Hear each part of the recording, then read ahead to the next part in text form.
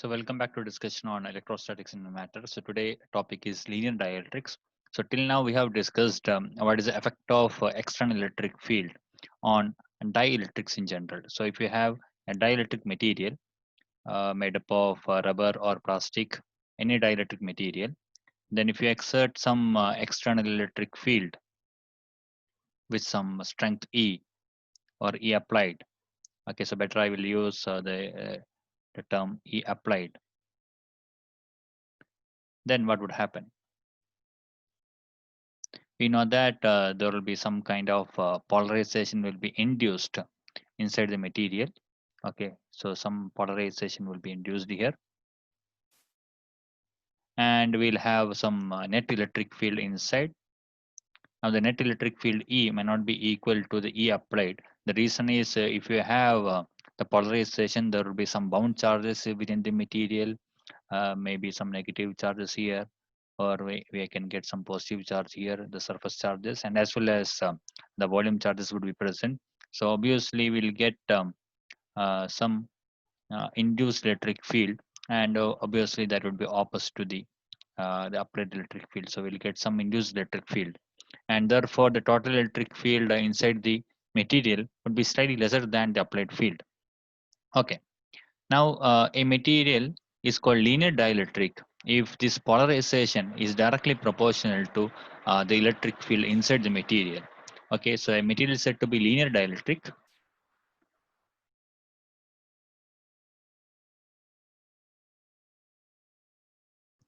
The polarization P would be proportional to E. Okay, so in general, it is not required. Okay, in general, P can have any dependence on E.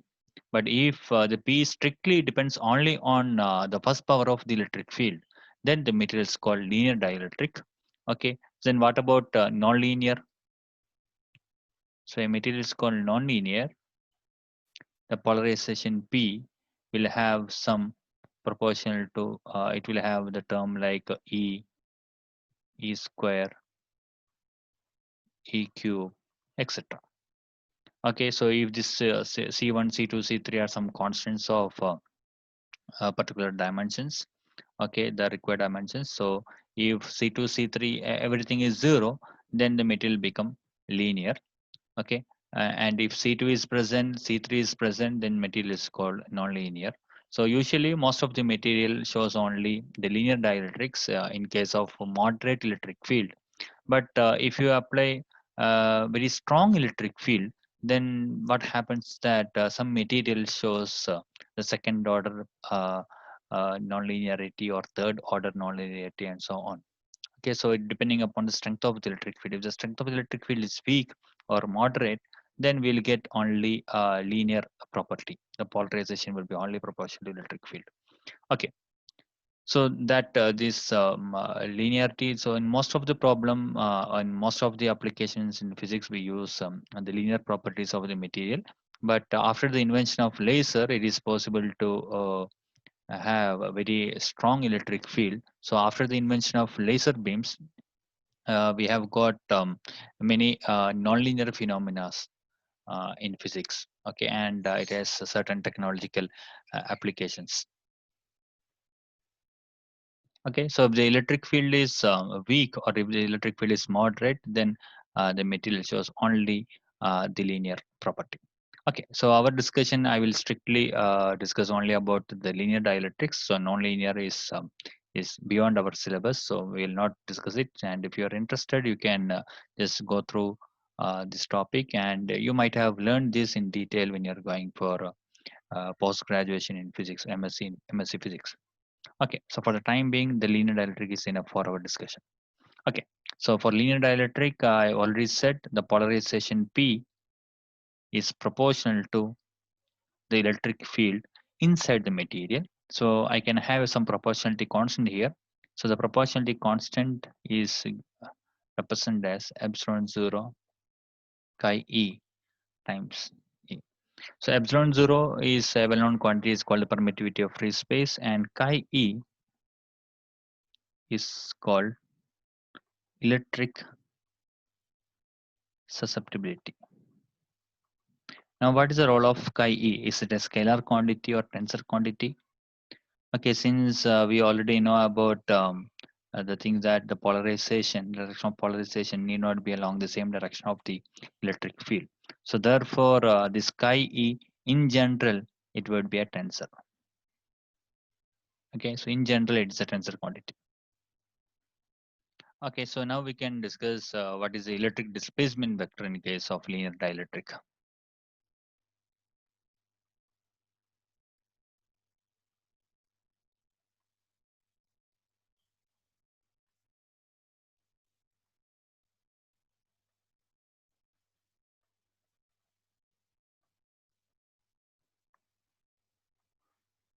Okay, so for a general uh, dielectric material, electric displacement I can write as epsilon 0 E plus P. Okay, so for linear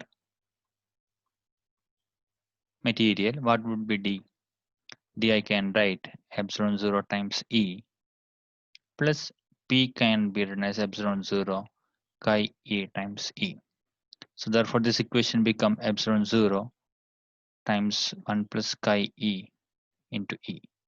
Now this 1 plus chi E is called as epsilon R, and it is the relative permittivity of material. So epsilon R is called relative permittivity of material. So obviously this linear dielectric material, and hence I can write my D equal epsilon 0 epsilon R times E. Now the product of epsilon 0 epsilon R is known by the other term. This the product of epsilon 0 epsilon R is denoted as epsilon, where epsilon is called the absolute permittivity.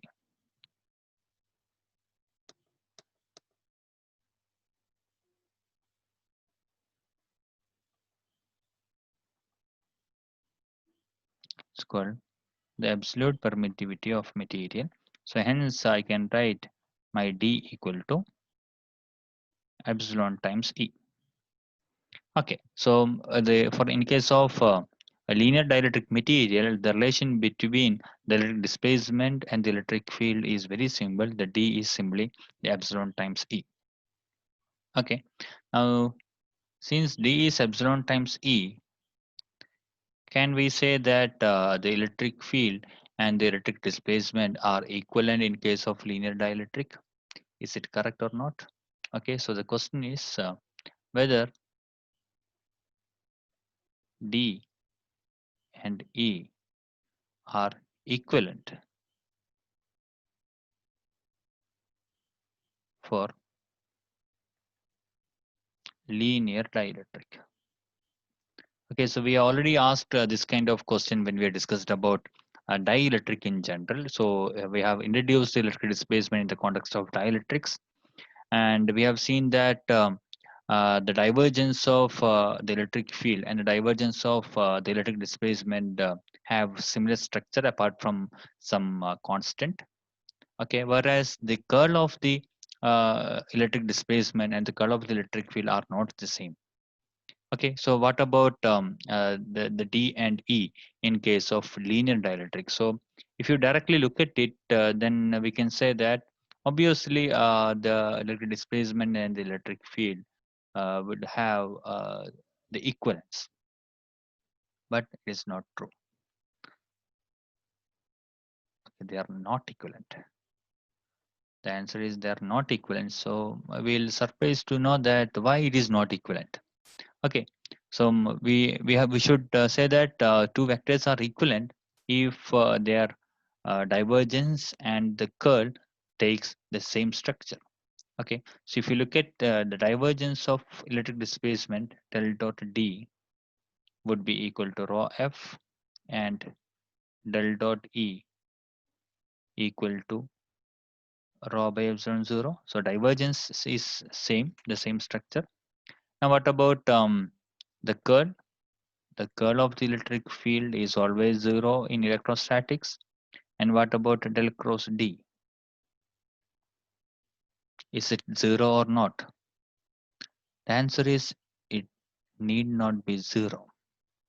The reason is the epsilon which comes over here, which is called the absolute permittivity, or which is the product of epsilon 0 epsilon r, need not be a constant over a material. It may change from one point to the other point. So that is the thing. Okay, so inside a linear dielectric, within a linear dielectric, the relative permittivity may vary. Okay, so or if you're experiencing a boundary, suppose you have a material, so above is air and below is glass. Now around this region, there is a variation in epsilon r. So for air, the epsilon r is 1, and for glass, the epsilon r is not 1. It would be greater than 1. Okay, so if you have this kind of interface, then the epsilon r may vary, and hence in this region del cross d is not 0. Del cross d is not 0 here. Now even if you are not experiencing any interface, so within a material also, the del cross d need not be 0. Okay, so if you consider a single material, so suppose within a material the epsilon r here and epsilon r here are not same. That is possible. So such materials we can call as a inhomogeneous material, or I can call as a homogeneous linear dielectric.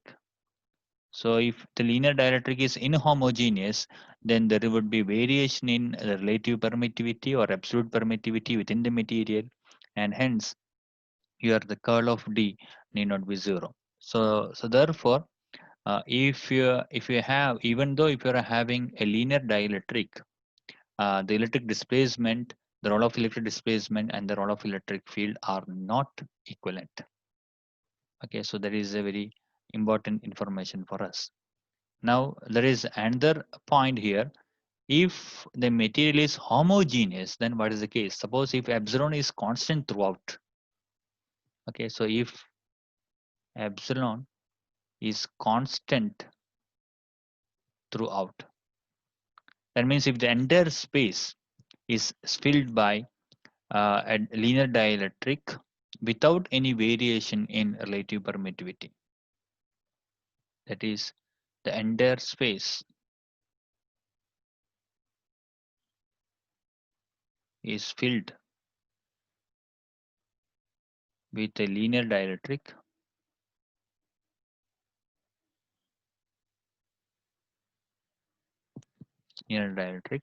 of constant epsilon r, or epsilon, because epsilon is simply epsilon 0 times epsilon r. So if you have a region which is completely filled by the same epsilon r, okay, so suppose if you have a region,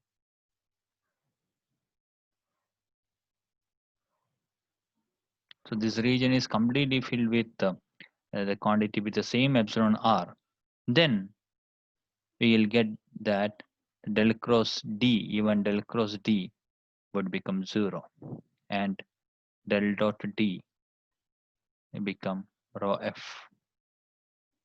Okay, so such situation is called the homogeneous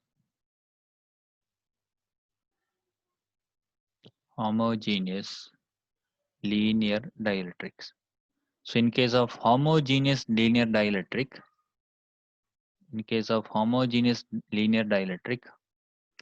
the curl of the electric displacement would be 0, and the divergence of the electric displacement is depending upon rho f. So therefore, for homogeneous linear dielectric material, the electric displacement would be completely dependent upon the distribution of free charge density. Okay, so it is important point to us. So not that for homogeneous linear dielectric, d is the electric displacement is completely specified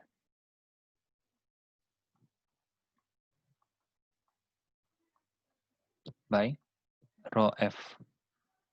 And so therefore the important point is, for the if your material is homogeneous linear dielectric, then D is depend only on rho f, and it is independent on the type of the linear dielectric. Okay, it is not depending upon the value of epsilon r or anything, and it is independent on the material.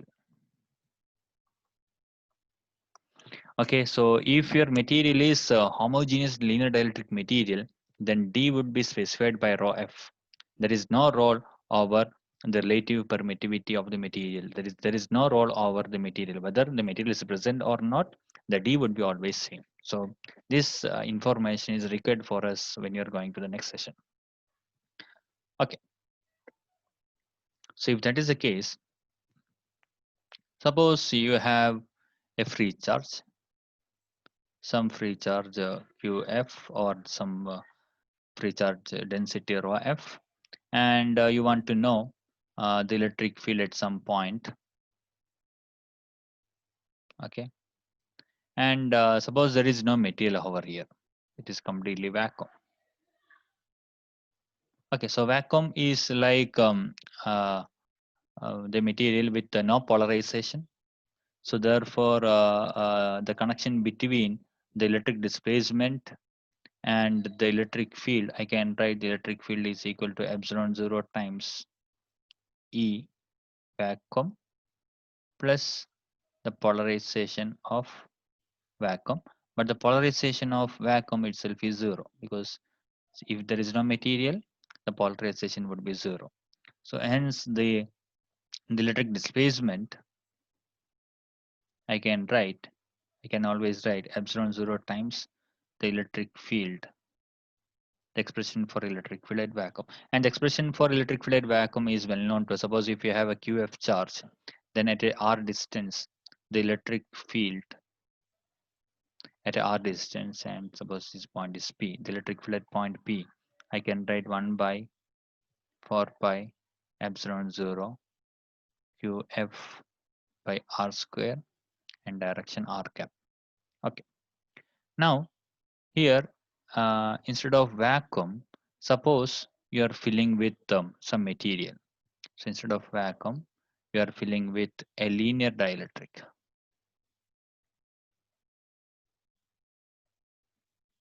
with permittivity, relative permittivity epsilon r. So I am filling this region, this complete region, with some material, with permittivity epsilon r. Then there will not be any change in D, because D depends on only on the amount of free charges. It is independent on the presence of the material, whether the material is present or not. There is no change in D. Okay, but the expression would be changed. Okay, so in case of linear dielectric material, I can write my electric displacement. Okay, this is for vacuum.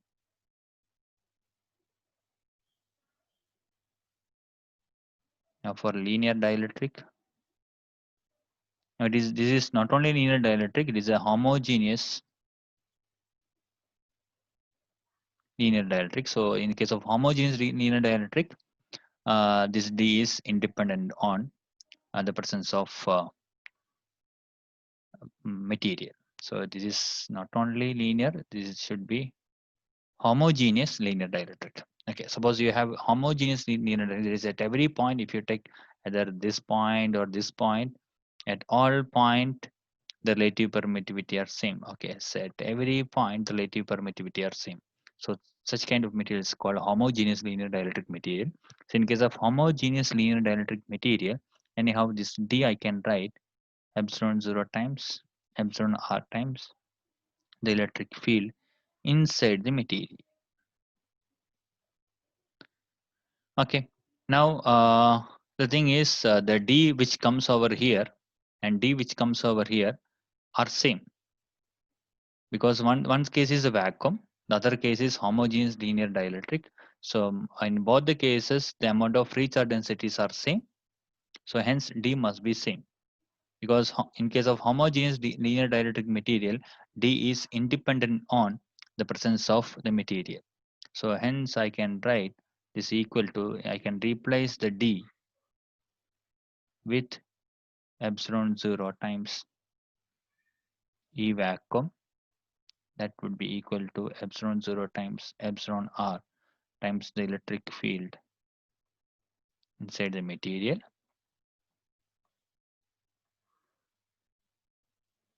So therefore the electric field inside the material would take the form, the electric field, the expression for electric field in vacuum divided by epsilon r. Okay, now in this case, the electric field in vacuum, we already know 1 by 4 pi epsilon qf by r square. So therefore, the expression for electric field inside this homogeneous linear dielectric. Okay, better I write homogeneous linear dielectric. This become 1 by 4 pi epsilon 0 epsilon r qf by r square and direction r cap. Okay, so this is very beautiful expression for us, and it will be very handy expression for us. Okay, so if you have a homogeneous linear dielectric medium, then the expression for electric field, we can easily find the expression for electric field. The thing is, first you consider the situation of the electrostatics in vacuum and find the electric field in vacuum, and just divide the expression for electric field in vacuum with epsilon r. So that would give the expression for electric field within the material. So it is not easy to find the electric field inside the material in case of a normal dielectrics and even the linear dielectrics due to the presence of the bound charges. But for the case of homogeneous linear dielectric material, it is easy to find the expression for the electric field. The thing is to just divide, first you ignore about the material, just find the expression for the electric field in the case of a vacuum and divide that expression with epsilon r. So the situation is this: suppose you have a region which is completely filled with a homogeneous material. Okay, a region which is completely filled with some homogeneous material, and you have some charges there, some charge q here, and you want to know the strength of the electric field at some distance r inside the material, and which has a uniform permittivity, uniform relative permittivity epsilon r. So how will I write? The electric field is simply given by 1 by 4 pi epsilon 0 times epsilon r q by r square. And what about potential? Okay, so usually the potential in vacuum, what is the expression for potential in vacuum? 1 by 4 pi epsilon 0 q by r. Now in case of material, this homogeneous linear dielectric material, this become 1 by 4 pi epsilon 0 epsilon r q by r. Okay, so this information will become very handy for us when you are dealing with a homogeneous linear dielectric material. So this problem, this point is very subtle. Okay, so don't confuse with a linear dielectric material and homogeneous linear dielectric material. So this technique is not valid for all linear dielectric material. This is valid only for homogeneous linear dielectric materials. Now, other interesting fact is in the presence of this material, what happens is the strength of the electric field reduces. Now, in case of vacuum, the strength of the electric field is 1 by 4 pi epsilon 0 q by r square. Okay, so whereas if you put the charge inside the homogeneous linear dielectric material, the strength of the electric field reduces. So, what may be the reason for it? Obviously, the reason would be the presence of bound charges, because once you kept the charge inside the linear dielectric material, what happens is there can be some bound charges. So, some dipole moment may be induced here. So, some negative charges may come near to this test charge. So, the bound charge may be shielding the test charges. So the shielding effect may come here. Now this shielding effects reduces the strength of the electric field. So this is a very easy explanation for it is how the electric field and the potentials are reducing inside the homogeneous linear dielectric material. So it is obviously through the bound charges. Okay, so the bound charges are shielding the test charge, and hence E and V get reduced inside. Okay, so finally we can discuss one more point. So we can have a direct connection between the bound charge density and free charge density in case of linear dielectric.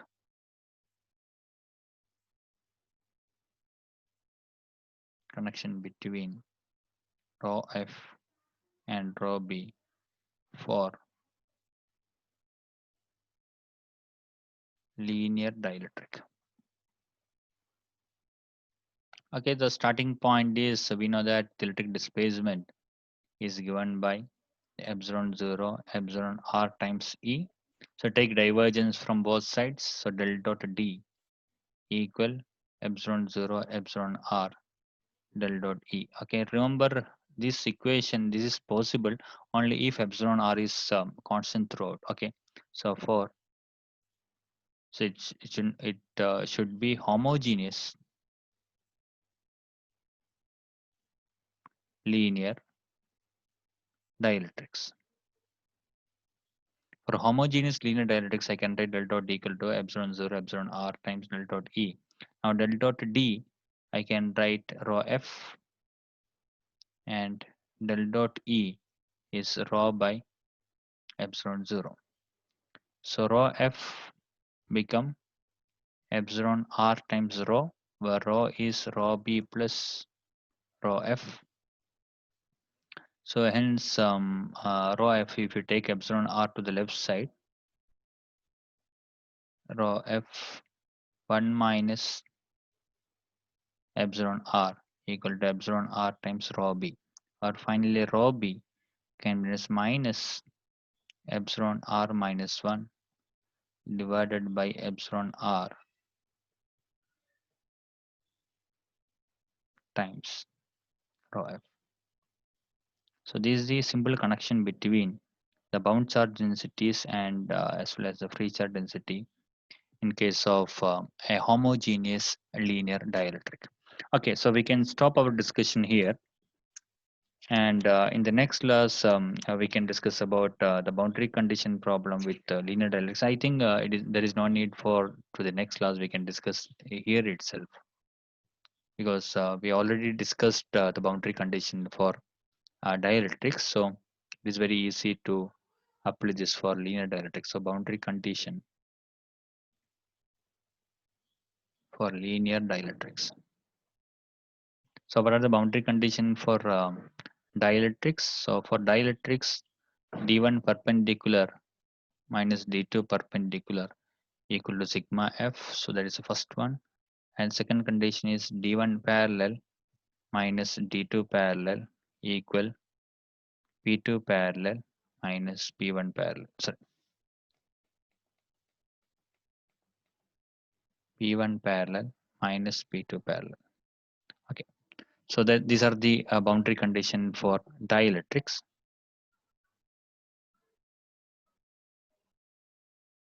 Now for linear dielectrics,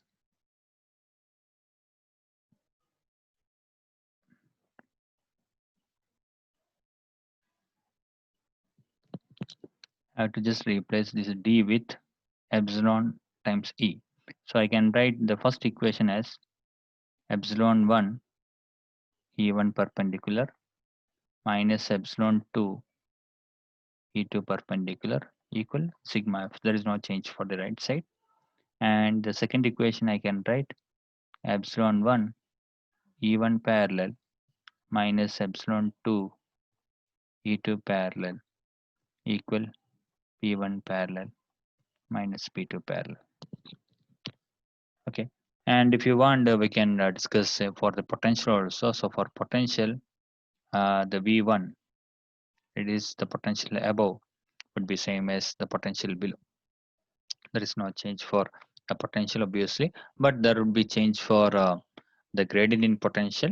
So I can write, because the electric fields are different here, so the epsilon 1 dou V by dou n, or dou V1 by dou n, minus epsilon 2 dou V2 by dou n must be equal to minus sigma f, because electric field is a negative gradient of potential, so that is why we are getting a minus sign here, minus sigma f. So these are just the boundary condition for linear dielectrics. Okay, so we can summarize what we have discussed till now. So the linear material or a dielectric is called a linear dielectric if the polarization produced within the material is directly proportional to the electric field, and it is called nonlinear material if the polarization depends on the higher orders of electric field. So usually in for the moderate electric field, we get only the linear property. We cannot get the higher order um, dependence on the polarization for average electric field. So for that we need very strong electric field. That is only the laser can induce such kind of the nonlinear polarization in material, or usual problem will get only linear property. Okay, so for linear material, the polarization is proportional to E. So I can write this polarization is simply epsilon 0 chi times E, and chi is called the electric susceptibility. In general, it is a tensor quantity. Okay, and so I can write my electric displacement. I can change my electric displacement, and I can write the electric displacement is epsilon times E. Now, from this expression, some people may confuse that since D is simply epsilon times E, the electric displacement and the electric field are equivalent in case of linear dielectric, but that is not correct. They are not equivalent because the curl of the electric displacement need not be zero. The reason is the epsilon which comes over here may not be constant, or epsilon r which comes here may not be constant within the material itself. Okay, so it is not constant at all if you are going from one material to other material. That is on the interface, they are not same, and even within the material, the epsilon r can vary. So only possibility to make del cross D is zero is you should have a homogeneous linear dielectric material. So if you have a material, if you have a region which is completely filled with a constant epsilon r material, then the del cross D becomes zero, and del dot D rho f, and D would be completely depending upon the amount of the free charge densities or the value of the free charge inside the material, and hence it does not depend on the properties of the material at all. So whether you kept a homogeneous plastic or homogeneous rubber, that doesn't matter for the case of D. As far as D is concerned, it depends only on rho f.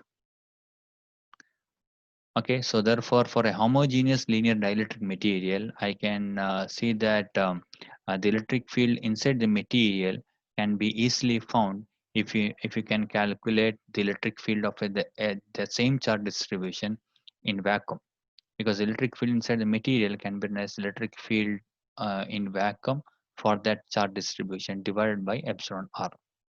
Okay, so from if you have a point charge, then from Coulomb's law I can find its electric field, and if you kept that point charge inside a homogeneous linear dielectric material, its electric field would be simply 1 by 4 pi epsilon 0 times epsilon r q by r square. So only thing is the electric field get reduced by an amount of epsilon r, and this epsilon, the value of epsilon r can vary. Okay, so what are the values of epsilon r? You can see here. So the values of epsilon r, we'll just copy some epsilon r here. Okay, so these are the values of epsilon r for the different material. For vacuum, it is 1 always, and for different gases, helium, air, water vapor is close to 1. And when you're going to a solid diamond, it is 5.7. For water, liquid form, 80.1. In water in ice form, in solid form, it is 99. Okay, so this is the variation of epsilon r for the different materials. Okay, so the strength of the electric field get reduces sharply with the value of epsilon r. So if you kept a free charge inside air or in water, the value of epsilon r for water is very huge. So therefore, the electric field produced by that charge inside the water would be much less than the electric field produced by the same charge inside a diamond. Okay, so if you have two materials, so suppose water and diamond, so the electric field produced by this point charge inside the water would be much less than the electric field produced by the same point charge or same charge distribution in diamond, because the permittivity of water is much greater than the permittivity of diamond. It is close to some 4 and is close to some 80, 5 and 80.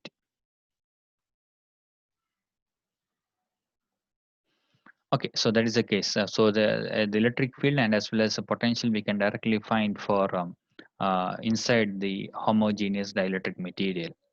Okay. Now, why that reduction? So this reduction that is due to we can explain due to the presence of bound charges, because the bound charges might be shielding the free charges. So that's why the effect of charges get reduced if you kept the charge inside the material. And at last, we have discussed two things. One is the connection between the free charge density and bound charge density, and it is seen that the bound charge density would be negative of the free charge density. And we have also seen the boundary conditions. Okay, so for the dielectric, these are the boundary condition, and for linear dielectric, I can show that these four are the boundary conditions. Only thing is I have just using d equal to epsilon times E, and the electric field is the negative gradient of the potential. Okay, so we can stop it here. So in the next class, we'll have some a new topic on this electrostatics in matter. So thank you everyone. Bye.